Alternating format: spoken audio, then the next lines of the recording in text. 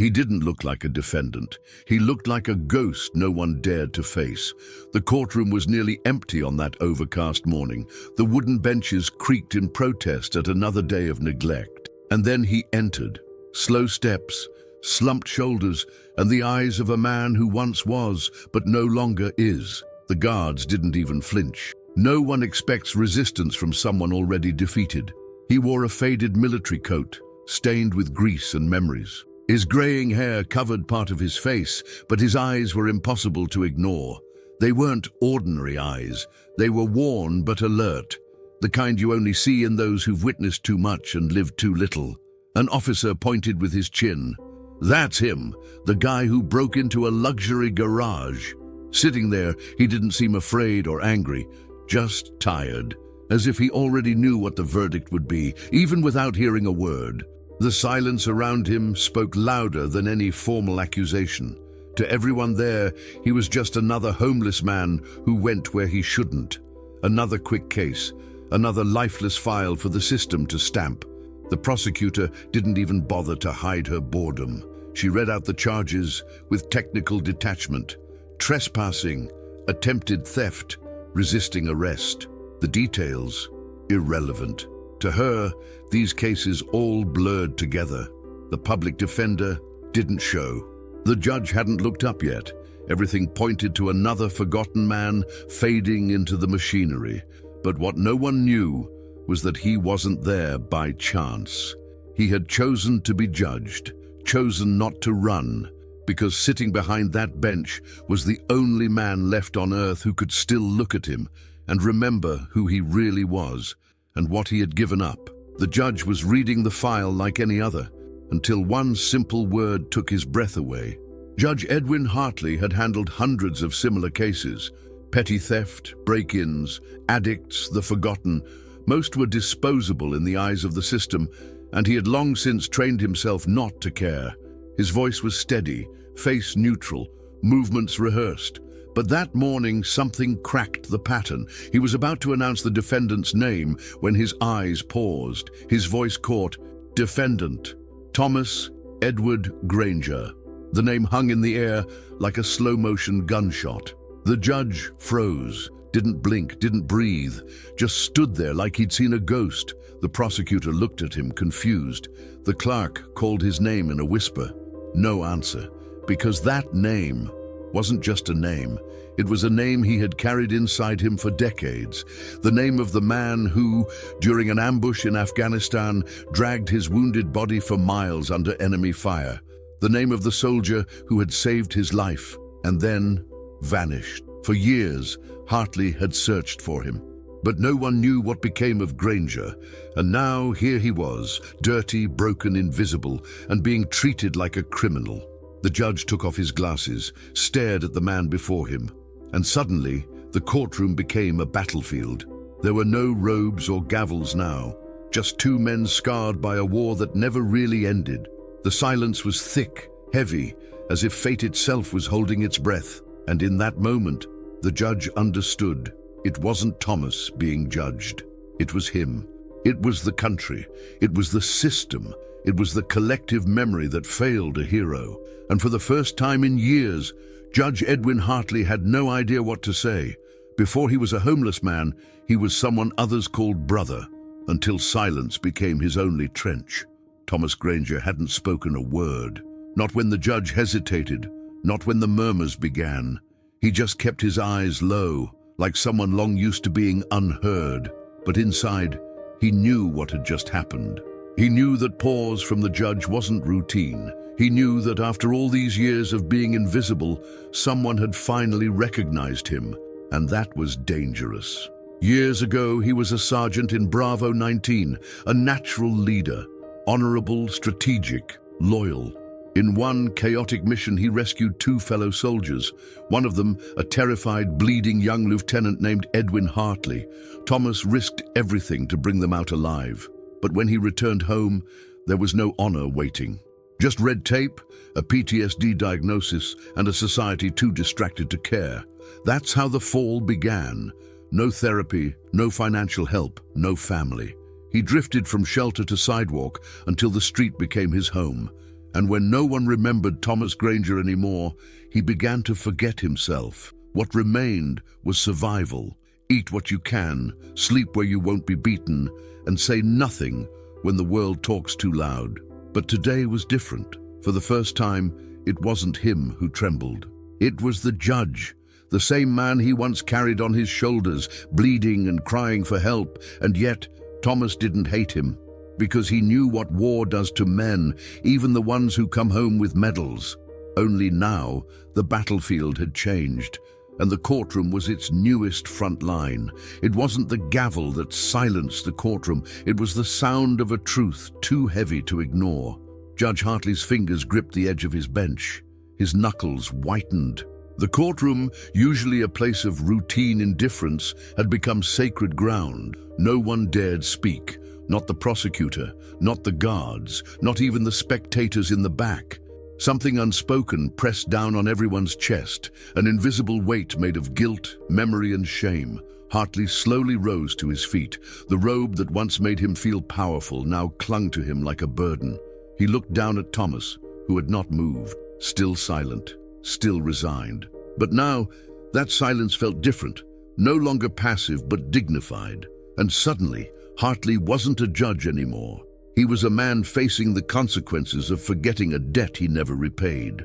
He stepped away from the bench, walked slowly down the steps, his polished shoes echoing like war drums across the tile. The room watched in disbelief as the judge, stoic, untouchable, authoritative, stood face to face with the accused. And then, in a voice cracked with age and regret, he spoke 5 words that shattered the courtroom's stillness.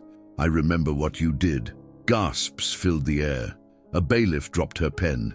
Even the stenographer stopped typing. For a moment, it didn't feel like a legal proceeding. It felt like a funeral of silence, of injustice, of years lost in the blind spot of society. And in the center of it all stood 2 men. One remembered as a hero, the other as a man who forgot how to honor one. The courtroom expected a sentence. What it got was a confession from the bench. Judge Hartley stood in front of Thomas, but the words didn't come easily.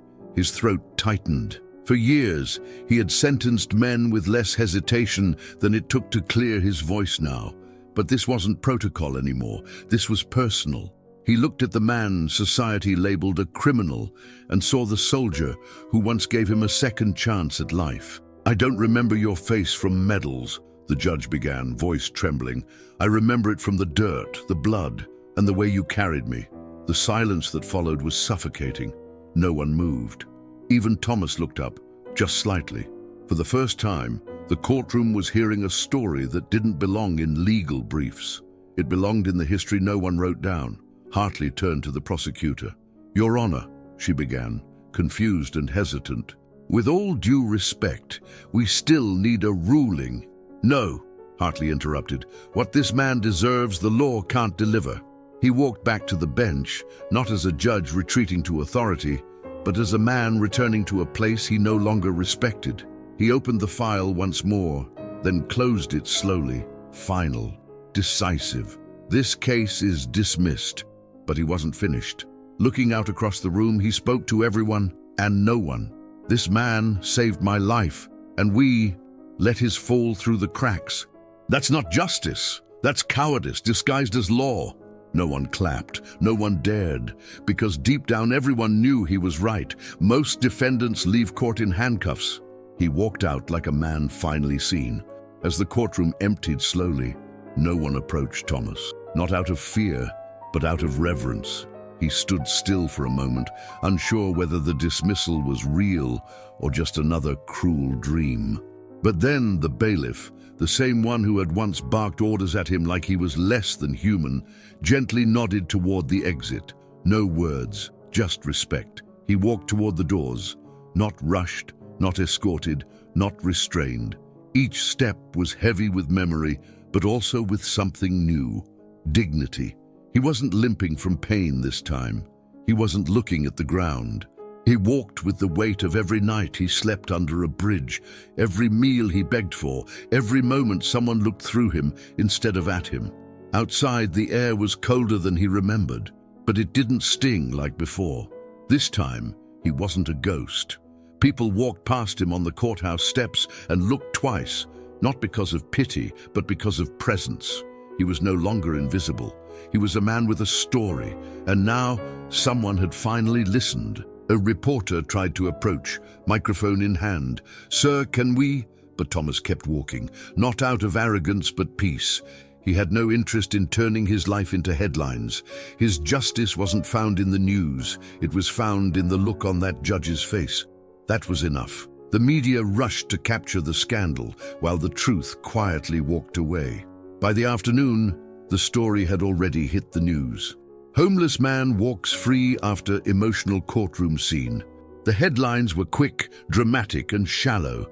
They told of a judge who broke protocol, of a courtroom stunned by emotion, of a veteran who got lucky. But none of them captured what really happened, because the cameras never caught what was most important: the silence that preceded justice. Reporters flooded the courthouse steps, asking questions none of them cared to hear the answers to. They speculated about legal misconduct, viral moments, political consequences. Not one headline mentioned a name. Not one reporter stayed long enough to learn who Thomas Granger really was, or what he had done for this country. The media came for a scandal, but left with nothing but surface. Inside his small world, Thomas didn't read the papers. He didn't have a phone. He didn't want one. He had spent enough time in the shadows to know that light can be cruel, especially when it's artificial. Let them write their stories. Let them miss the point. He had already received what he came for, to be remembered, even if only once, by the man whose life he had saved. And Judge Hartley. He returned to his bench, but something inside him had shifted. He no longer spoke with the same mechanical rhythm. He listened more. He looked men in the eye. He knew that justice wasn't always found in the books, but sometimes in the silent ache of a name that almost went forgotten. Because some stories don't need headlines. They need witnesses. Some debts are never spoken out loud, but they echo through every step we take afterward. Judge Hartley couldn't sleep that night. The courtroom had long been emptied, the building locked, the lights off, but inside him, something remained wide awake. The face of Thomas Granger haunted him, not out of guilt alone, but out of recognition. He hadn't just failed a fellow soldier. He had failed himself. For years, he wore the black robe with pride, thinking justice meant balance. That day, he realized justice had a heartbeat, and he hadn't listened to it in a long time. The next morning, Hartley arrived at his chambers earlier than usual. His assistant found him sitting quietly, writing something by hand, something no one had seen him do in years. It was a letter, short but heavy, addressed to a local veterans housing nonprofit.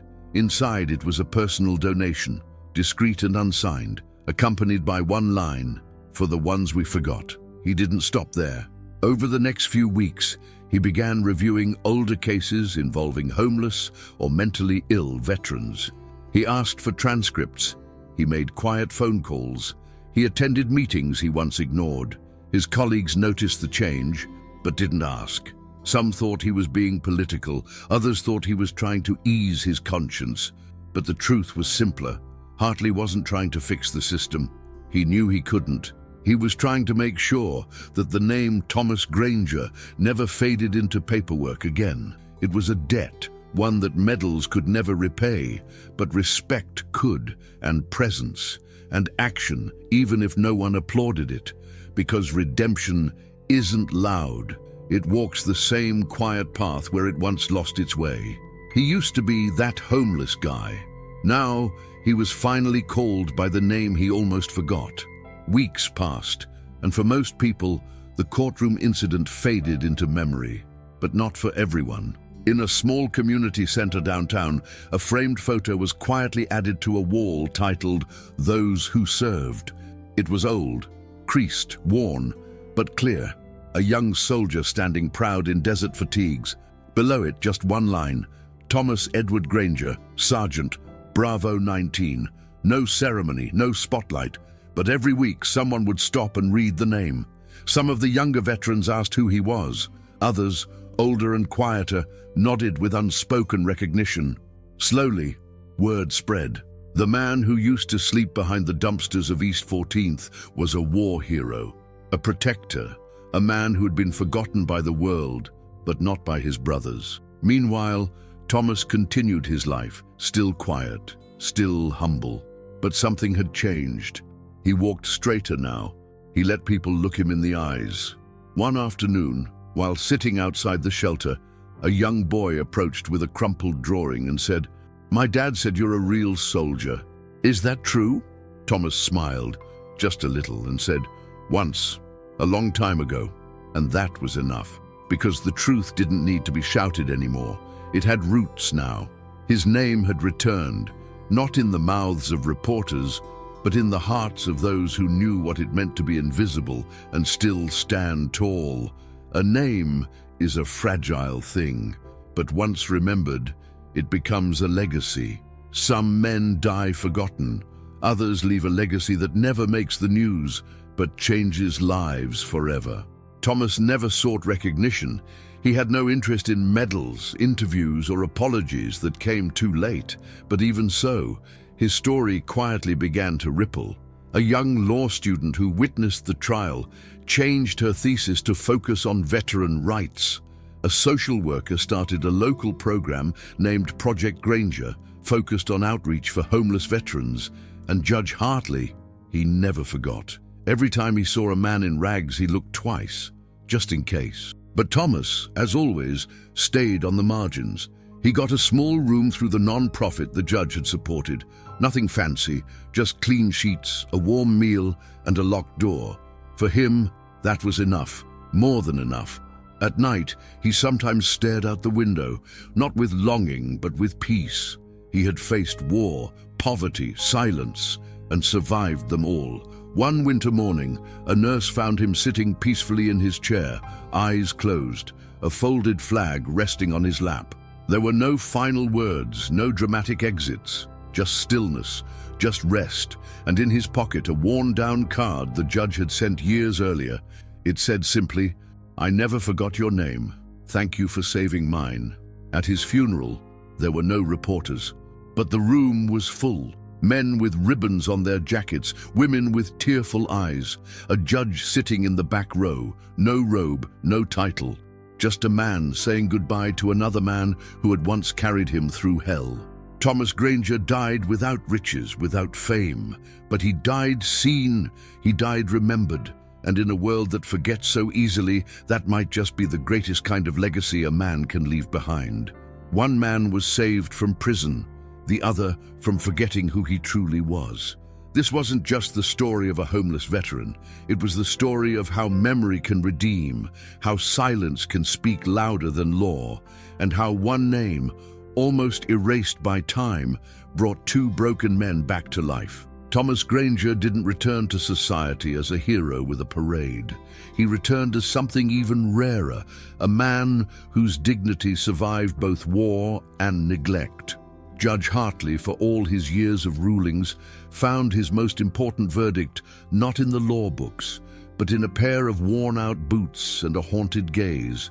He remembered what the world forgot, and in doing so, he remembered the man he used to be, someone who once owed his life to a stranger with no name. That name now echoes in every decision he makes. Thomas didn't need revenge. He didn't want justice shouted in headlines. All he wanted, what every forgotten soul wants, was to be seen, to be known, and in the end, he was. That's what made his story powerful. Not because it changed the world, but because it changed one courtroom, one judge, one memory at a time. So when people ask what justice looks like, tell them it's not always a gavel or a jail cell. Sometimes it's just a man finally called by his real name, spoken not with pity but with honor, because in a world that forgets, remembrance is a form of resistance, and sometimes that's enough to change everything.